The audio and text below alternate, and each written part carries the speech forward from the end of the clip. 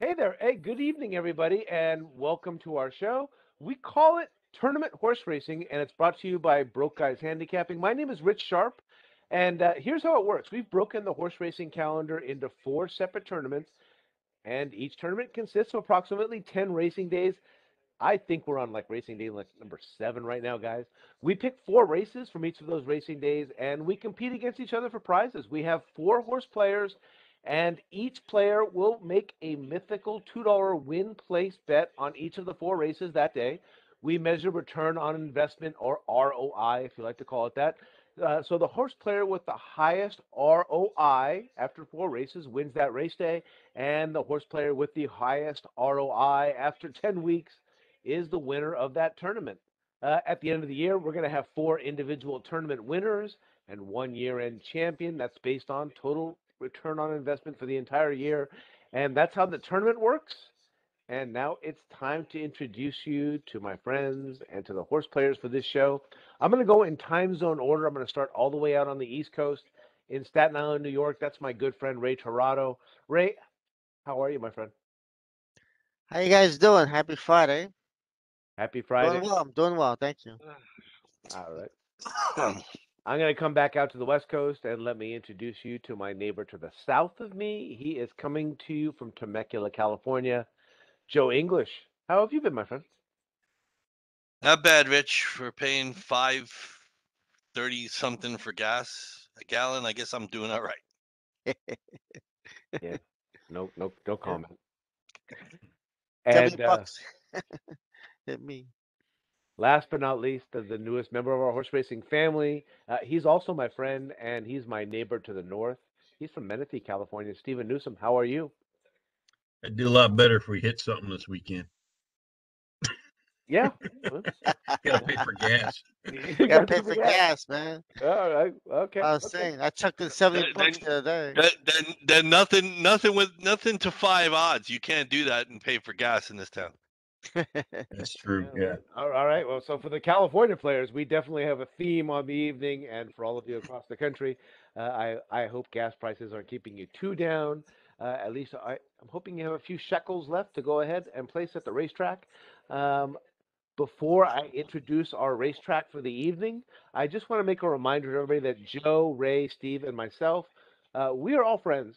We do this show for fun, and we're not trying to take ourselves too seriously. You'll see that as the show progresses. We are not a touting service, and we are not recommending or selling our picks in these races. We're just horse players. We love our sport, and we enjoy competing against each other for fun. We hope you do as well. And with that, I am going to go ahead and turn our attention to Tampa Bay Downs in Omar, Florida, just outside of Tampa Bay. And we are there for the Tampa Bay Derbies tonight. That's the feature race on the evening. Let me go ahead and start sharing my screen with you, and we will go ahead and begin our handicapping session for the evening. I always ask, gentlemen, can you see my screen now? Can we get the first race Yep. up? All right, here we Oh, go. We are going to start off in race number 8. We're actually going to bet one of the pick fours that's available here tonight. So for those of you who like to bet that race, there is a pick four, a 50-cent minimum on that one. We're starting off going a mile and a 16th on the main track. This is the Michelob Ultra Challenger Stakes. The grade 3 is purse is $100,000 for 4-year-olds and upward.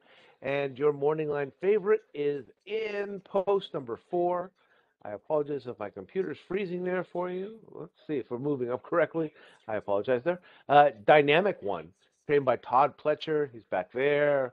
Irad Ortiz is riding him. He's also back there. And they are 5-2 on the morning line here in Tampa. And you know what? I am remiss because I jumped ahead here. I will tell you that the player that's going to start this sequence is going to be Ray Tirado. And And say, who here's we the chasing?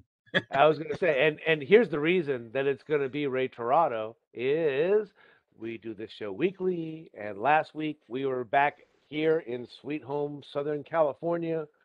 I am shocked and embarrassed to admit that I actually put up a nice bagel here on my home track, the place that Oh, I actually learned to handicap at. oh.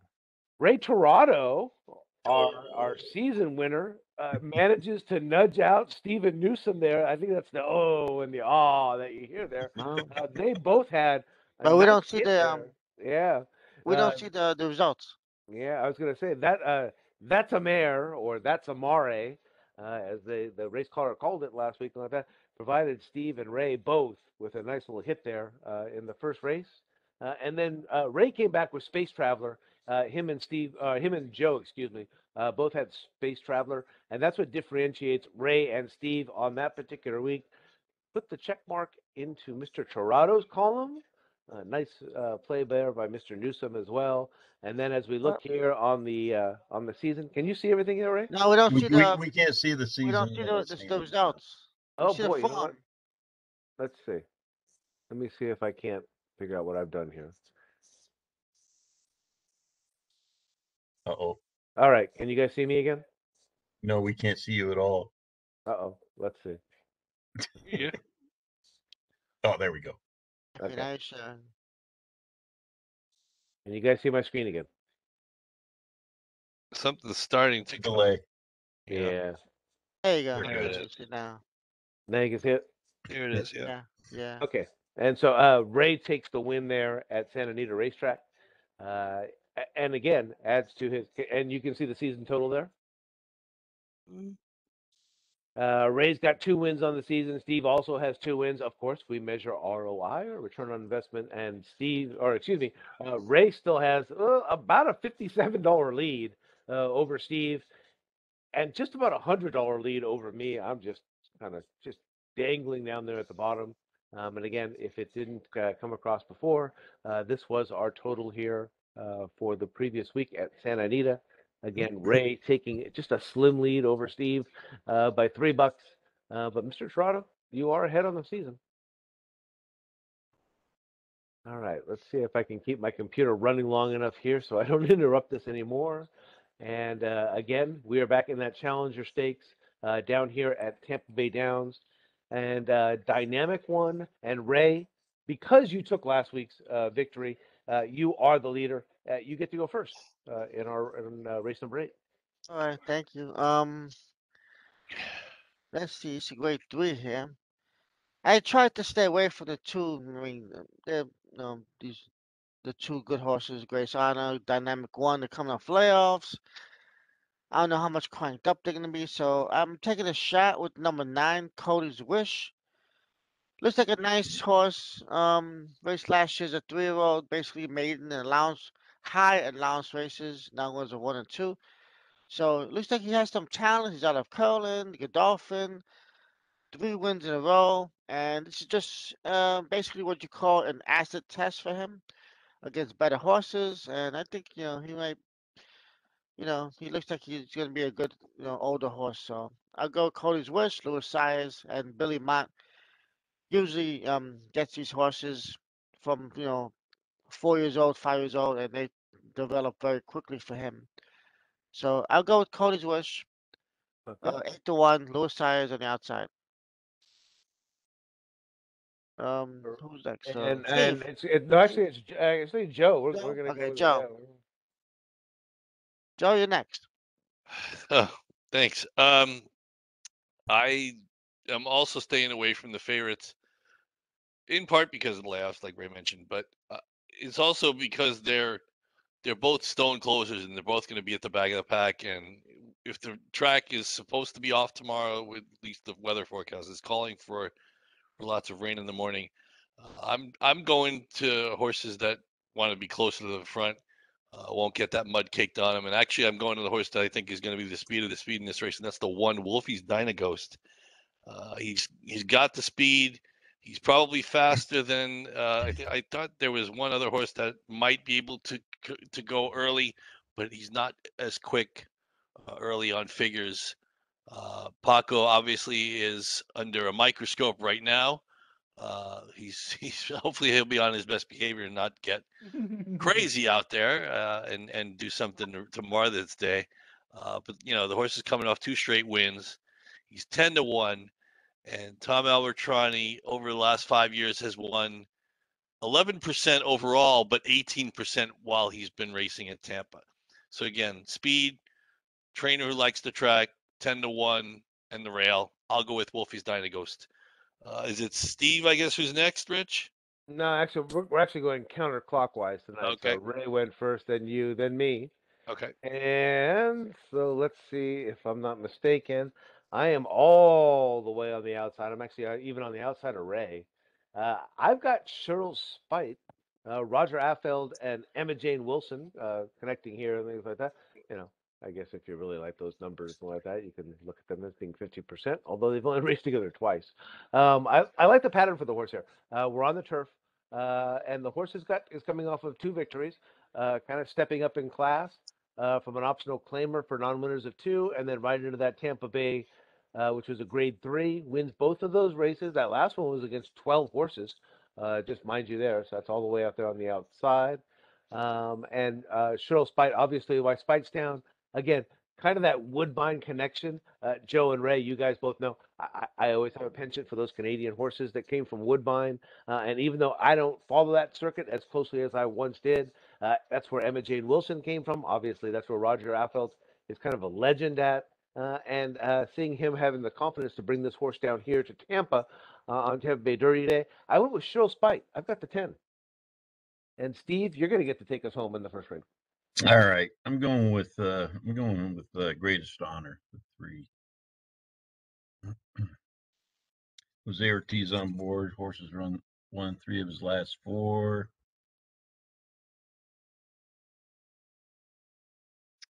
Got Lasix going on, I think, right? Yeah. Oops. Yep. Yeah. Sorry about that. Got a little excited there about the 3 of the last 4. You're correct. You got LASIK, yeah, first time LASIK. You in the prime And power. 3-0 at the distance. So.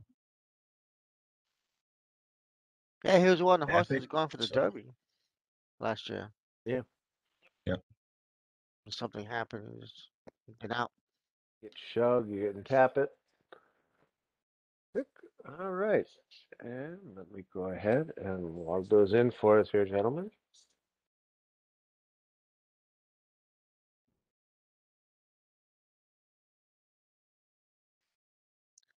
Just so that everybody's aware, there are no shot bets today.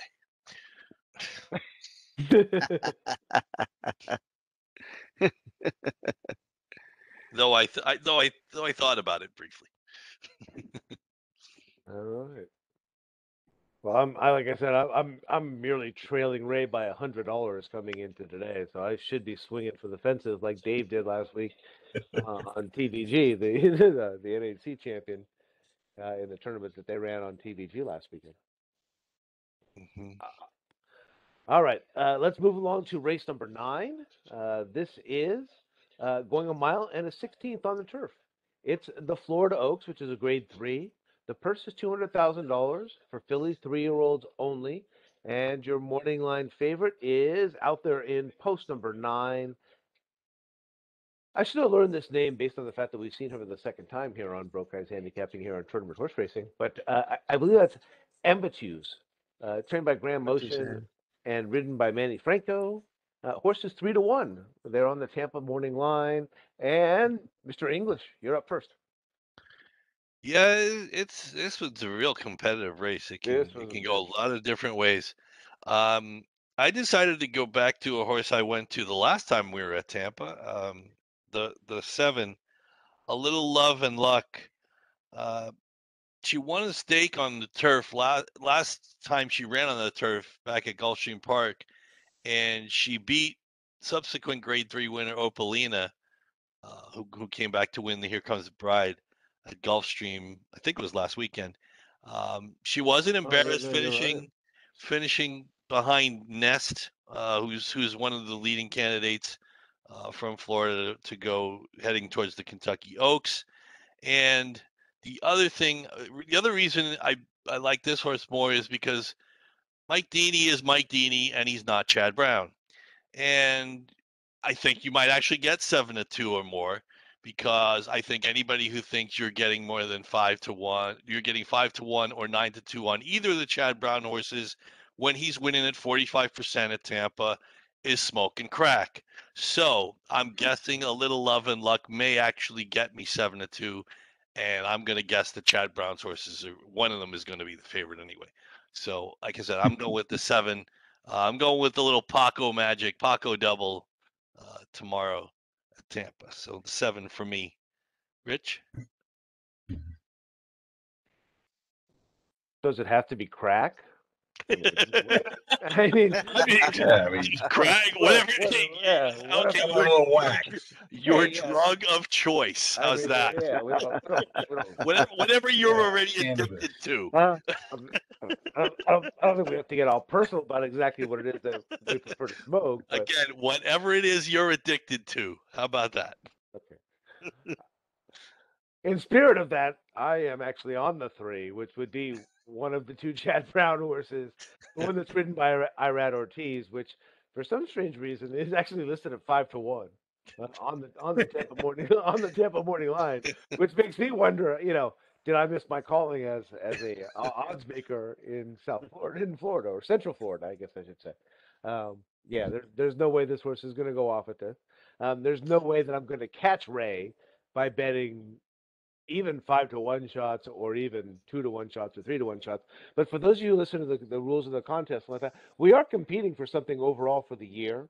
So I don't necessarily want to throw in the towel to Ray and to Steve, all the way here in March when this one goes all the way to November. And for those of those of us who watched our show last year and things like that, the winner of this tournament last year is actually on this show right now, and he won a horse. So I want to win that. Anyway, I Figured out which one. at this point in time, I will go with Chad Brown. He's right back there. Actually, he's the one who gets up in the front. And I know that the light isn't great here like that, but he is on turf. This race is on turf, so this is Chad Brown on turf. I could bring the Irad Ortiz out, like that. That would help me with that one. The horse comes over from France, hasn't raced for a few months, and now is coming off the bench, so to speak. I understand that the turf is supposed to be rather moist tomorrow, and hopefully we do stay on the turf for that. And Joe, you and I, we do always like this angle here, that first time Lasix angle coming over from Europe. That goes back a few years for us. So Chad Brown, Irad Ortiz, first time Lasix on potentially wet turf in Tampa. I went with Dolcezell, the 3. And I'm going to hand it off to Steve. Yeah, Rich, I'm on the same horse, so I must be smoking the same shit you are. That does not surprise me. I didn't see you guys are taking this the wrong way. I just said if you think you're getting 5-1, you're smoking, Craig. Oh no, I didn't say you couldn't take the horse, and the horse has no chance to when win. I did see Irad Ortiz at 5-1 with Chad Brown, I got a little jittery. Yeah, see, exactly. There you go.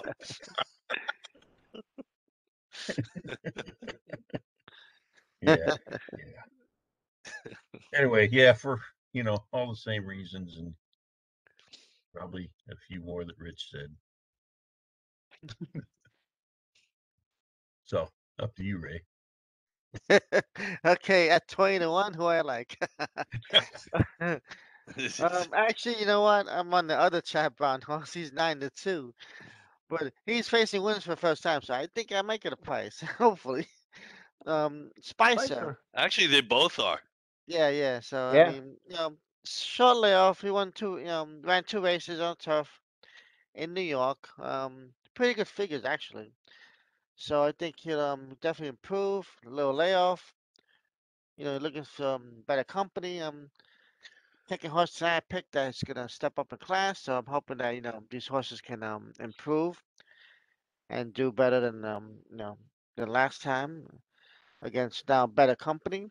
First time Lasix, so his prime power is first on the rankings. So, Oh yeah. but let's see.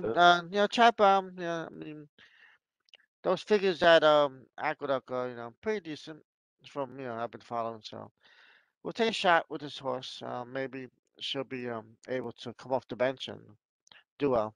Spicer for me.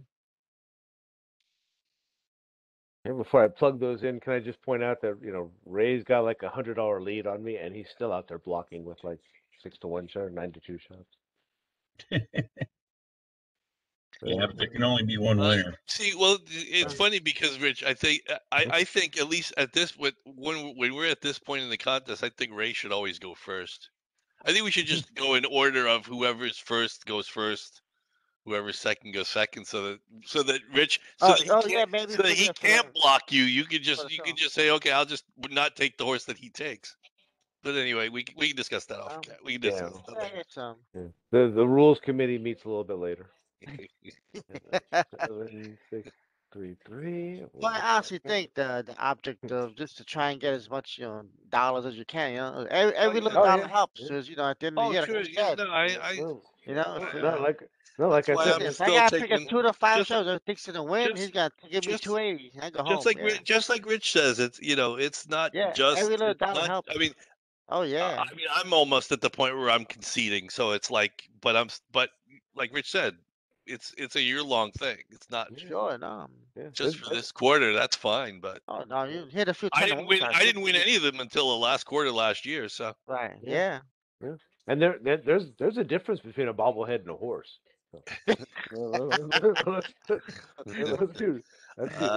so some are good, some are bad. Yeah, let's be real. One of Oh, no. one of those my racehorse.com horses won a race last week, that Yeah. Forbidden Kingdom horse, and I was like, oh my god, Like we all know, if your like horse shows up yeah, on that yeah. day, then you look good. If Where, not, where where was the sale on that horse when I was shopping last year? Because I can well, only imagine he was a 2-year-old last year when I was looking Yeah, at those things, and I yeah. swear to God, Joe, I did not see him, or else, maybe Well, maybe like I you'd be a said, partial owner of Forbidden Kingdom. Dan Blacker has a 2-year-old that I could have a piece of if I want to. I look every once in a while just to see what's going on, what's new or anything like that. So, and it's funny because I was actually looking, if I'm looking towards doing that, I was probably thinking about going with a 2-year-old, Yeah, yeah. just so you know for the longer ride, hopefully. But anyway, let's get back to Race number 10. yeah, And again, let's we go. are we're at Tampa Bay Downs. They're 1 mile on the turf. This is the Columbia Stakes. Purse is $75,000 for 3-year-olds only, and your morning line favorite is in post number 5. Heaven Street is 7-2 on the morning line. Trained by Christophe Clement and ridden by Irad Ortiz. And in this case, guess what? That's going to be me that's going first. And hang on 1 second. Let me just make sure I've got my numbers correct. Oh boy, look at that. I sometimes don't even give myself. I'm on Kitten Mischief. I'm on the number 3 horse, trained by Jonathan Thomas, who I do not know a whole lot about. But I have become a little bit of a Manny Franco fan, and the horses by Into Mischief was obviously on the Triple Crown Trail at the very beginning of the year, was nominated as far as that's what that little symbol means. And again, Manny Franco riding for Jonathan Thomas. The horse came out, won the maiden special event. They moved him up to an optional claimer for non-winners of 1, finished second, and then weren't cautious. They threw him right in the Sam F. Davis Stakes. Threw up kind of a clunker. Finished 8th out of 12. As you see there, no real threat. But now kind of maybe drops back down to that level that he was meant to be at. And obviously, this is, as far as American horses are concerned, this horse is what you would like to say is regally bred, right? Into Mischief on the top, Kitten's Joy on the bottom. It doesn't get much better than that. And I'll take the 4-1 again in the spirit of trying to keep it close for the year-end tournament. And I'm going to hand it off to Mr. Newsom. Yeah, you can keep it right here. I mean, the name itself, like you said, Kitten Mischief. I mean, what Yeah, could be exactly. better? War oh candy? I don't boy. know. I would have bought this one. Oh, Anyway, yeah. Yeah, so the other thing I liked on this you didn't mention, Rich, is off track. He's 1-0. So, Oh, yeah. Good point. Good point. Right here.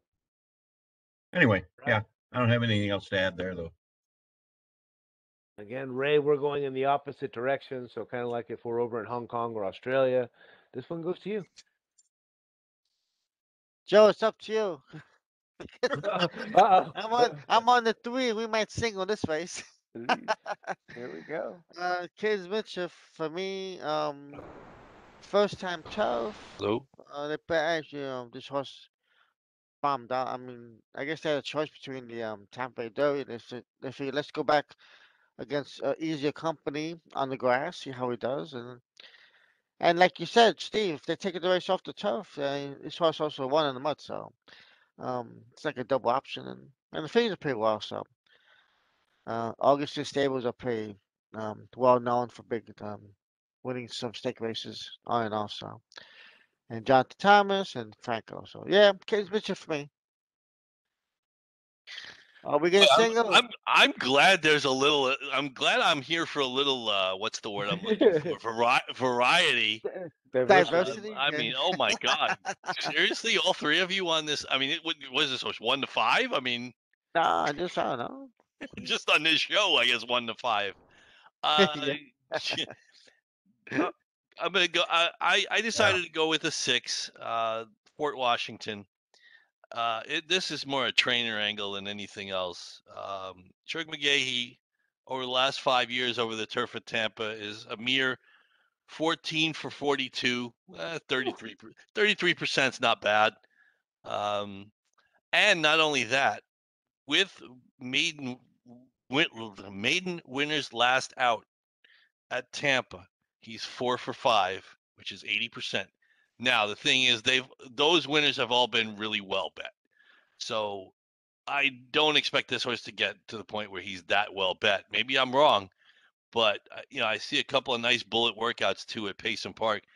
And when I see Shug working a horse on the turf and the horse goes 47-1, that's an eye opener for me. I think they've got something pretty good here. Obviously, Warfront is the sire here, and he's had 2 good performances on the turf. Javier Castellano gets aboard, and I think, if I remember right, he was aboard when Kathleen O won for Shug last week at Gulfstream, South Florida. So I went, thankfully, with a little variety. I went with the 6 Fort Washington.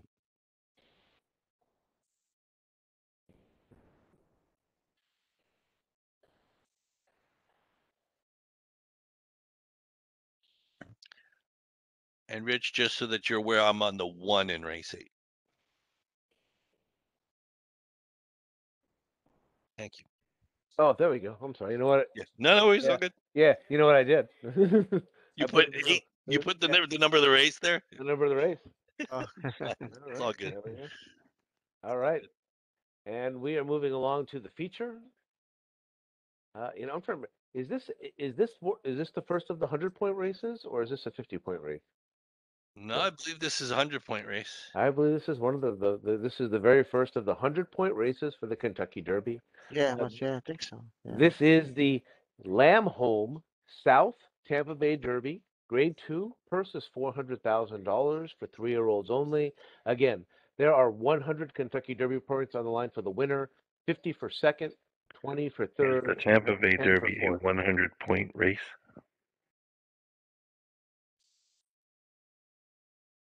And your morning line favorite is right here in post number 4, trained by Brian Lynch and ridden by Irad Ortiz. That's Classic Causeway, and he is 8-5 on the Tampa morning line. And Steve, you're going to get to go first. All right. Well, I went with the 9, Shipstation.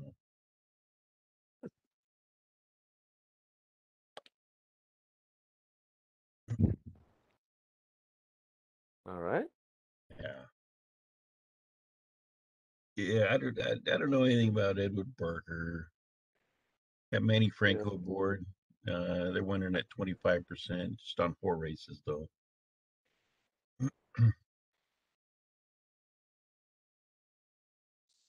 And yeah, I don't know. The horse put up some good numbers. Won 2 of the last 3. Had a nice 4 furlong workout there at 47 seconds. And again, the off stats, he's 2-0, 2 races on an off track. So Oh yeah, I told him so. If it's a little messy, So yeah, I went with the 9, Shipstation. And it should That's tell you it was competitive against Classic Causeway the last race. So there you go. Look at the sire's name. You get midshipman. All right. On plus it's a to nautical theme, yeah, exactly. So Ray, you are up next in Tampa Bay, Mr. Tirado. Oh, me. I'm sorry. Oh, Yeah, Ray. I was looking at something else. Actually, yeah, I'm on the same horse, unfortunately. Um, being a New York bred, I kind of like this horse. He ran well last time out of the company. He ran second off a layoff, so I was pretty impressed with that. He's been, beating up on the New York bred stake races back in Belmont. Likes to win. Um, Good race last time. Should improve. And Franco gets aboard.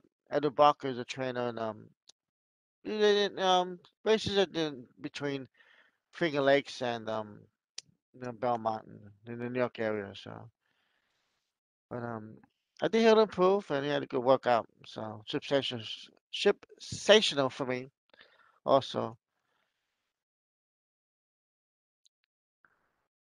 Again, I guess well, I'm the variety / Joe, comic relief for the show. um, Um, I'm voting for I, choice B. although strike cards are close to me. Strike card was very like a 1A for me. Oh yeah. well, it's funny because he's the horse I ended up on. Strike Yeah. Hard's the I was horse I very ended up close on. to Because picking him. for a couple of reasons. One, I watched the Derby and the Sam Davis, and actually I did check the internet. This is actually only a 50-point race, believe it or not. Oh okay. Um, Excuse me. anyway, I think it may just be because it's not a grade one or it's not a mile and an eighth or whatever. I'm not sure exactly the reason, but it's only a 50-point race. But Classic Causeway's in anyway, and I couldn't pick him.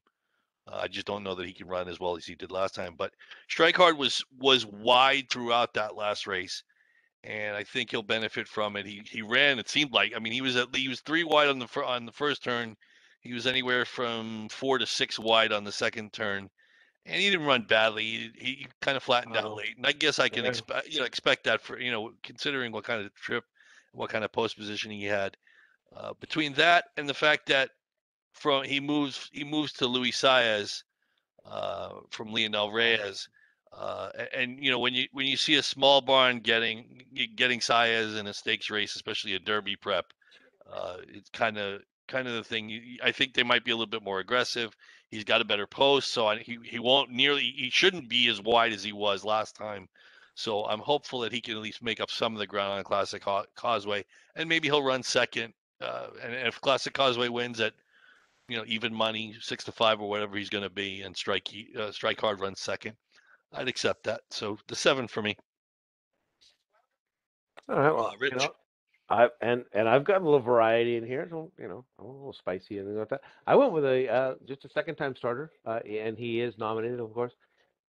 Of course, it is a Chad Brown horse, and he's got Jose. Rich. Yeah, can you guys hear me?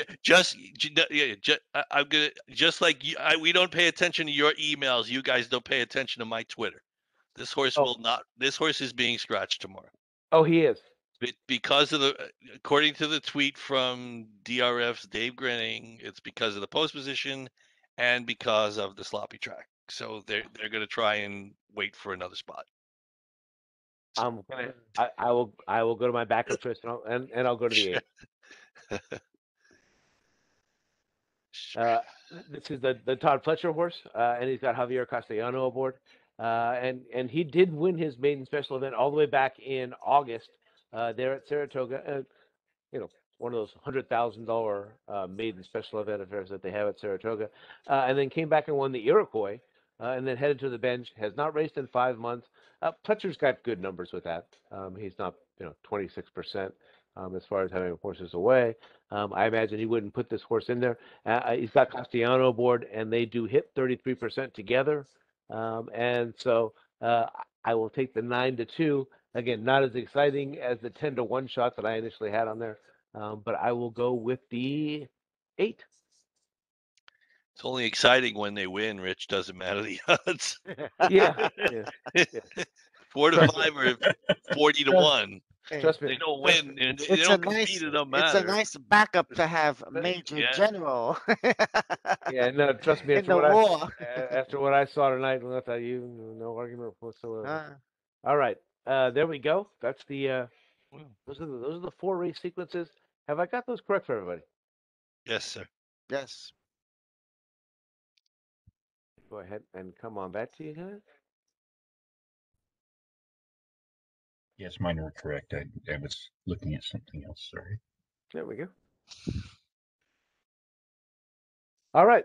Any final thoughts before we sign off for the week?